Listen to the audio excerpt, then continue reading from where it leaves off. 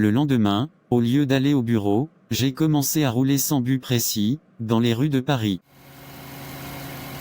Au bout d'une heure, j'ai finalement pris la direction du centre communal d'action sociale. J'en sais rien m'a reçu amicalement.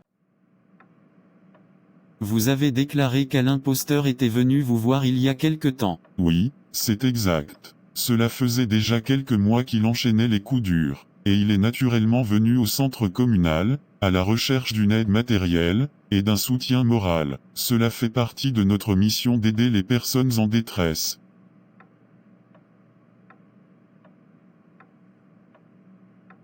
Il avait quel genre de problème? Il y a 6 mois, son fils avait trouvé la mort dans un accident de voiture, causé par un chauffard qui roulait sans permis, avec 3 grammes d'alcool dans le sang. Il n'arrivait pas à se remettre de ce traumatisme, et comble de malheur, quelques semaines après cet accident, la société de gardiennage qu'il employait, avait déposé le bilan.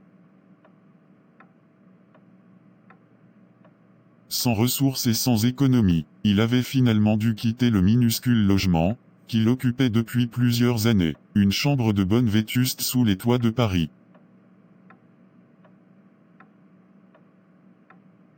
À partir de ce moment-là, il avait commencé à sombrer, dans la drogue et dans l'alcool, et c'est comme ça, qu'il avait trouvé refuge, dans un vieux hangar désaffecté, occupé par une dizaine de sans-abri.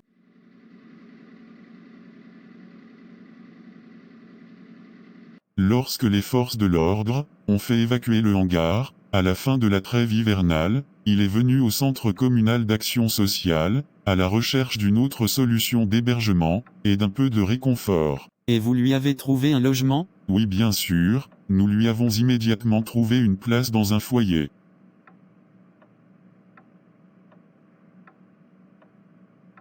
Au début de la semaine, j'ai appris que le hangar de Montparnasse avait été racheté il y a quelques mois, par un groupe immobilier, qui voulait réhabiliter les lieux pour en faire une médiathèque. La première chose à faire était donc d'expulser les squatteurs. La question est de savoir si c'était vraiment des squatteurs, et non pas des locataires. Sur le plan juridique, c'est totalement différent. C'est pas à vous que je vais l'apprendre.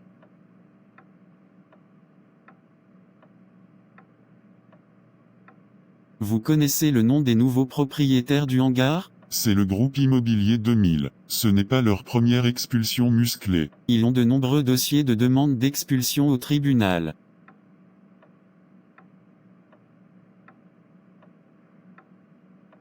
Je commence à comprendre. Pendant la prise d'otage, le forcené a demandé plusieurs fois qui a signé l'expulsion. Il était venu au tribunal pour trouver les responsables de son expulsion, et les punir.